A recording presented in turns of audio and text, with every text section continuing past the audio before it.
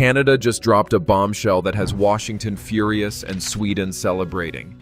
After committing to the F-35, not once, not twice, but 3 times, Ottawa is now on the verge of ripping up a $27 billion deal and replacing most of those American stealth jets with Swedish Gripens. We're talking 72 of them, plus 6 airborne surveillance aircraft, plus Rolls Royce engines specifically designed to cut the Americans out of the equation entirely.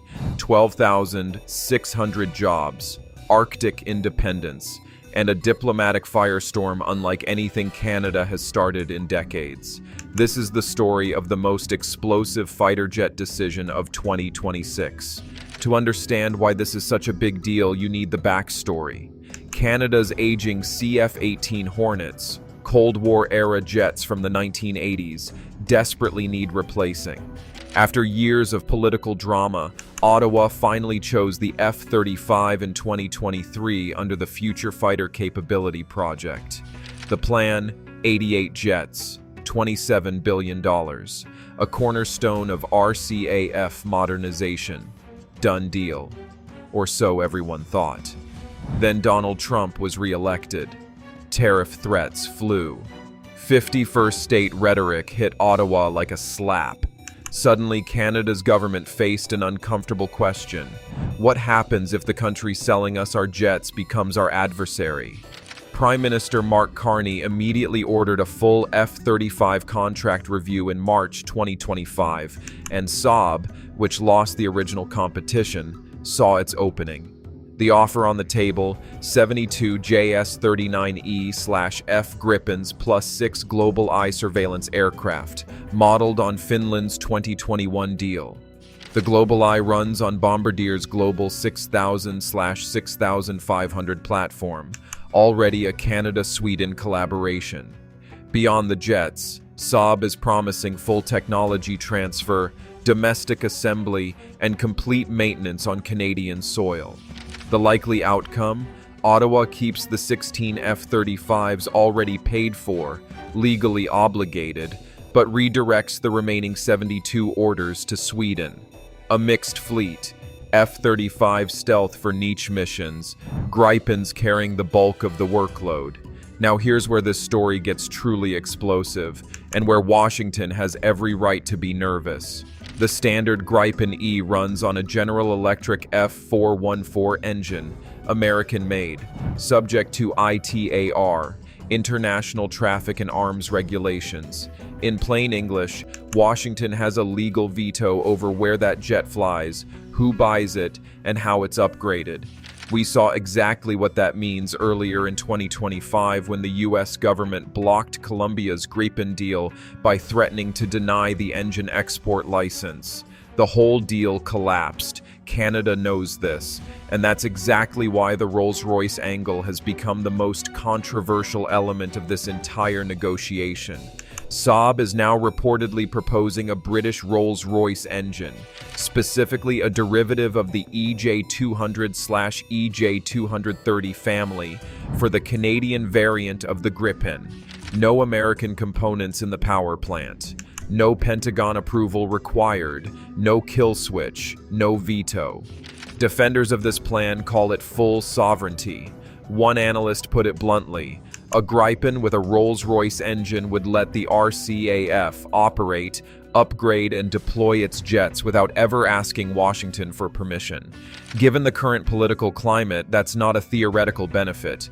It's an operational necessity. Critics, however, are calling this sovereignty theater. Experts point out that roughly 1/3 of Gripen components still originate from US suppliers, avionics, systems, and subsystems that remain ITAR controlled regardless of what engine is bolted on. Switching the power plant doesn't make the Gripen ITAR free, it just changes one piece of the dependency puzzle. Still, in terms of narrative power, the Rolls-Royce angle is driving enormous public support inside Canada.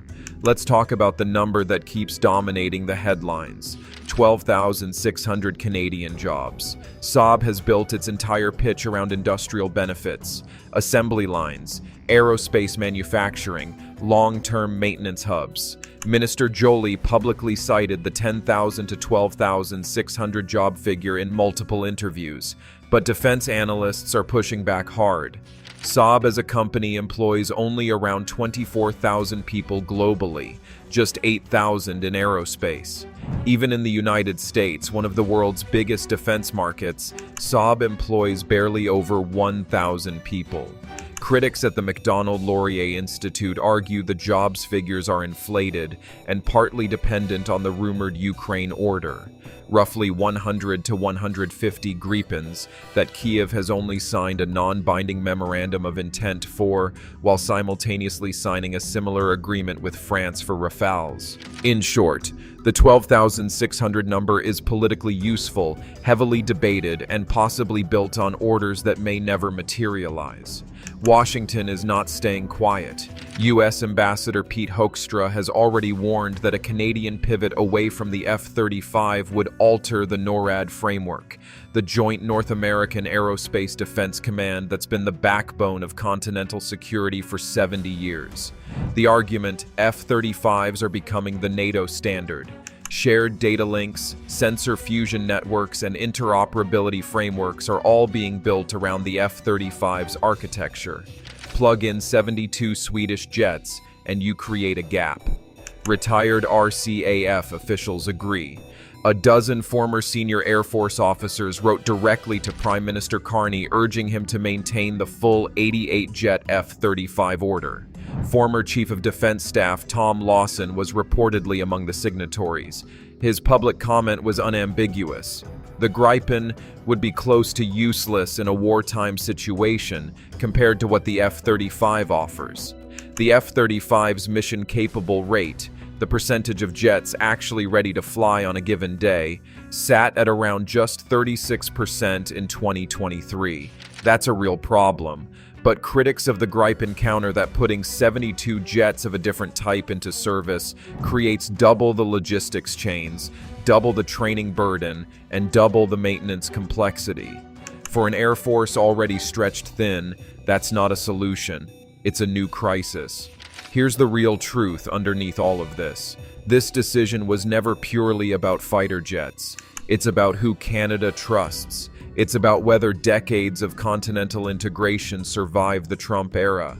And it's about whether a nation can genuinely buy its way to sovereignty, or whether that's always just an illusion. Canada has chosen the F-35 3 separate times. And now, for the first time in 70 years, Ottawa is seriously, genuinely considering buying a non-American fighter. That alone is historic. Whether it's 72 Gripens with British engines and 12,600 Canadian jobs, or a full recommitment to 88 F-35s and the alliance it comes with, the decision Mark Carney makes will define Canadian defense policy for the next 40 years. And Washington is watching very closely. If this breakdown helped you understand what's really at stake, like and subscribe. Drop your take in the comments. Team Gripen or Team F-35?